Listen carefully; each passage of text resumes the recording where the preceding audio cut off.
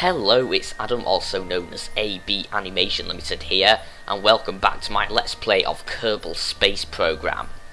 Now, those of you who saw the last Kerbal Space Program video will remember that, having landed a unmanned probe lander on the surface of Minmus, I said that I would next try to send a manned mission to Minmus, in an Apollo style mission where we have a command pod and a lander, two separate craft which will both head out to Minmus, and the ship you see before you is my attempt at that. We are currently in Kerbal orbit. I didn't film the process of getting out here because it took me an hour of trial and error. The amount of effort it took to get this thing up here, I do not want to have to repeat. This was difficult just to get into orbit even when it did work, and it was not a fun experience, and I fear that if I try and repeat it I may not manage it a second time. It was not the best setup, admittedly, but I couldn't find any good way of doing it without redesigning the whole ship I had. And I'll talk about the actual design for the ship once we get once we head out to Minmus. So we'll start by taking a look at the map of the Kerbal system. Let's get that up. That's usually quite helpful. So we need to figure out at what stage we are going to. Could probably. Oh no. Would want to burn about here, I think. So we would burn outwards, like this. Oh, is this going to be quite? It's not going to be quite expensive. In the old fuel supplies, I think. Now, how easy is it going to be to get a capture? I recall having a lot of problems with this last episode. Right, let's just go for a kind of top-down view. Right, that's good, and we'll just try and. Doesn't seem to be doing it.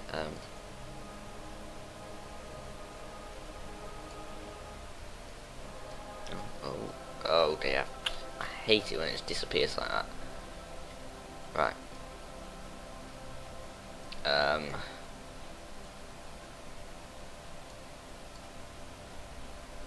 Neither of these methods seem to be working at getting the orbits the right way, for some reason.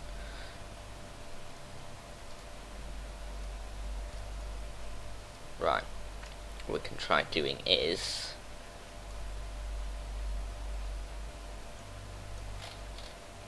moving this around again. That's what I did last time.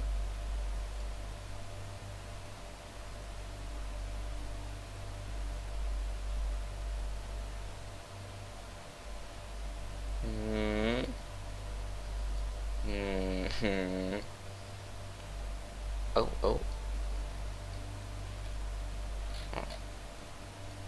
Okay, that's apparently a escape trajectory. Interesting. Very interesting. Whoa, that's not good. Why does it do that? I don't know. Oh, for crying out loud. No. Ugh. Right.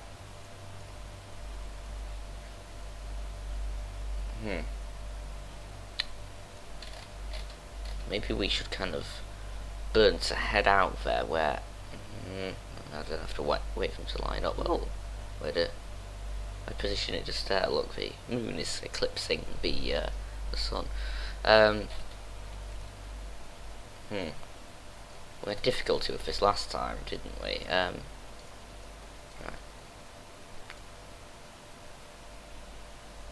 Let's just go for a. This is the hardest part, I think, getting a proper encounter. Right, this is a escape trajectory.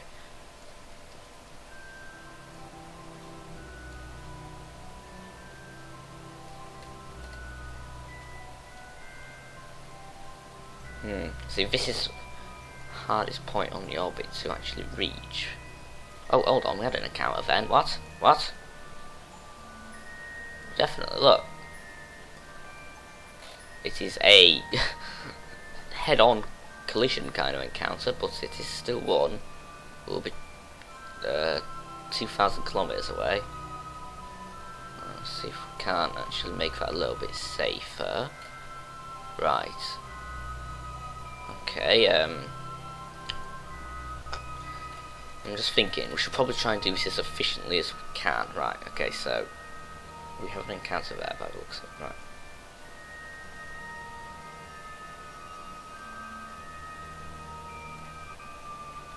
Escape trajectory again.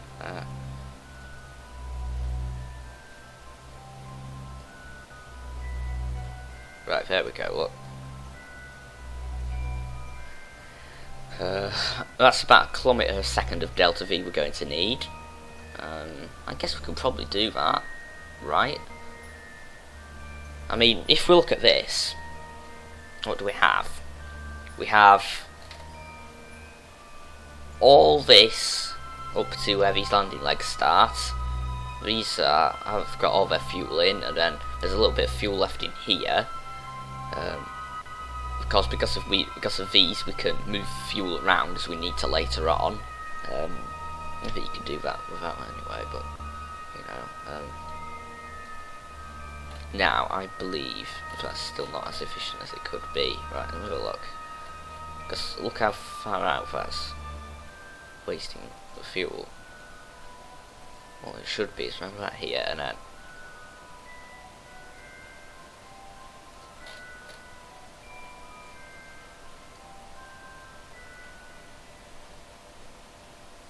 Right. Oh, there we have one, look. Oh, well. We've lowered it from 1011 to 1008, so well. Every little helps, right? And that's a decent approach. Something has occurred to me, though, that we do need to consider. Is it important which way around Minmus we're going to be orbiting? Because, oh, that's not the best. Actually, if we're going to be pretty much going underneath it, we can make corrections kind of on the fly, as it were.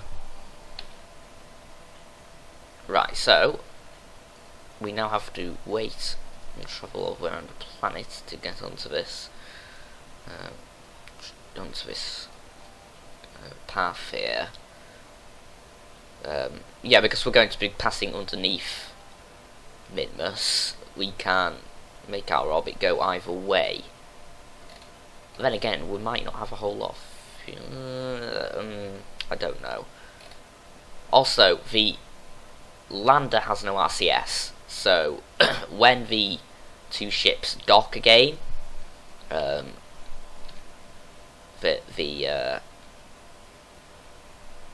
it's going to be the command pod that's going to be doing the actual manoeuvring. Whoa. Yeah, this is a very large ship and it likes to wobble around an awful lot. Right, we need to go now.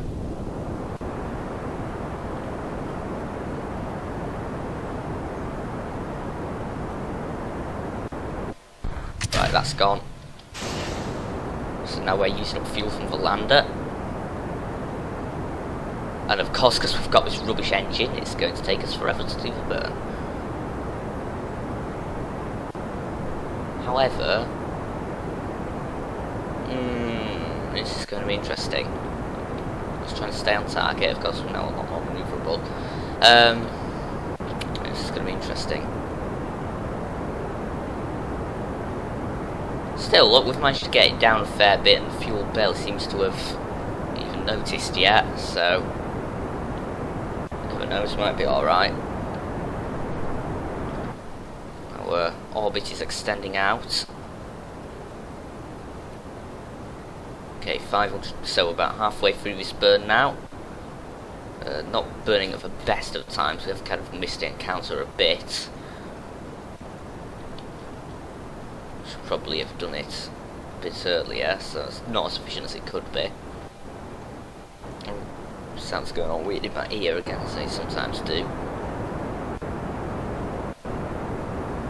Yeah, the fuel is going down very slowly. I think, yeah, this shouldn't be too difficult. If this is how much it's affecting our fuel, I don't think it should be too much of a problem. Now, one thing to note, I have not tested this lander. I tested a different variant of it where it had extra engines, 4 extra engines attached to the side. But because the ship was having difficulty getting up into orbit, I removed them to reduce weight. However,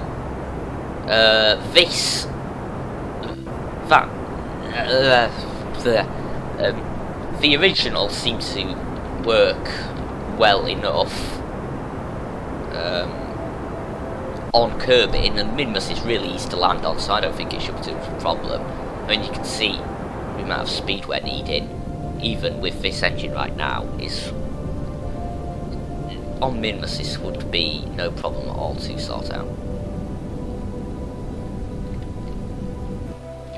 Okay, let's just get this perfect. Right, it's about as close as it's going to get, I think. Map, please. Right. Well, isn't this good? We're on an escape trajectory. This is not quite what I had in mind, admittedly.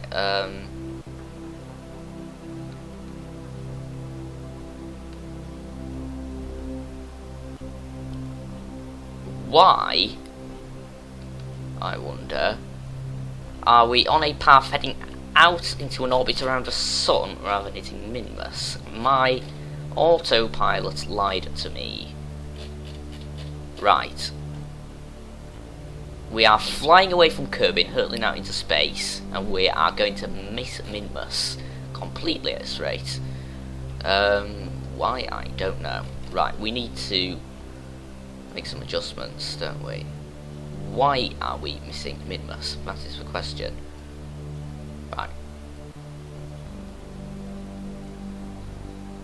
Oh, there we go. Right, if I burn there, we will get an encounter again, similar to what we had before, in 3 minutes. Right. Whereabouts would that encounter be? It's probably, I'm assuming it's somewhere over here, probably on the opposite side of the nav ball. Yeah, there it is, look. Okay, and it only requires 9.6 meters a second delta V, so it shouldn't be a massive problem. Thank you. Let's fast forward a bit so we can head along to that. Right. Yeah, it shouldn't be too difficult for the ship. 9.5 meters. Should only take it a few seconds, I think.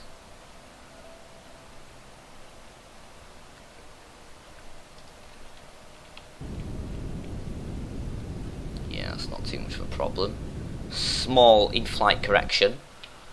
Okay, do we have our encounter now? I think we do. Yes, we certainly do have our encounter with Minmus. It's going to be 1,761,000 meters away from it. So at least we are now hurtling out of the entire system. We are just going to settle into a nice encounter with Minmus, and I guess if I just left it, would end up drifting back down to Kerbin again in a orbit not very much different from where we. Okay. When we come back, it would basically put us back into Kerbin's atmosphere, and after enough successive orbits, we would probably end up aerobraking enough to stop. But that's only if we leave it, which we're not going to do, obviously. So, now that we are on our way, hurtling away from Kerbin, I could talk a bit about my trials and tribulations of, I should probably just test out the landing gear just down enough. Yeah, I think that'll work. I should probably have tested that before I sent that off out here. But yeah, it was difficult. Basically, as you can see, this is quite a big setup going on here, because we're doing it Apollo style, in the style of the Apollo missions that put man on the moon in real life. It's quite a big setup, so I tried a new technique in designing the ships that I have found on the various online well, you know, the Kerbal Space Program wiki and stuff like that on YouTube. Quite an advanced design for rockets, which is, well, they call it like asparagus staging, after the type of, I think, vegetable. The idea is you have kind of different layers of fuel tanks. Like, say if you had your central fuel tank and 6 fuel tanks attached to the side, 2 would drain into another 2, which would drain into a final 2, which would then drain into the centre tank, and as each one runs out you detach them, so you lose you it's kind of difficult to explain just by talking about it. I might link to a video which explains it a little bit better than me, but quite an advanced design, took a lot of setting up, and it seemed to work pretty damn well. The downside is that because the way it works, and there's all this fuel shifting around, you know, the yellow fuel pipes and stuff like that, the rocket often went into a kind of roll, which was difficult when beginning to gravity turn, and also because it's so top heavy with this massive stage up here, it was I had to do a lot of trial and error with the gravity turn, and found out it seems to work best beginning it quite late, and of course there were issues with the rocket like toppling over and stuff, because it was so heavy. It needed a lot more winglets than usual and stuff like that. During one launch, the whole thing, I was heading east and I suddenly just decided to turn around and go west.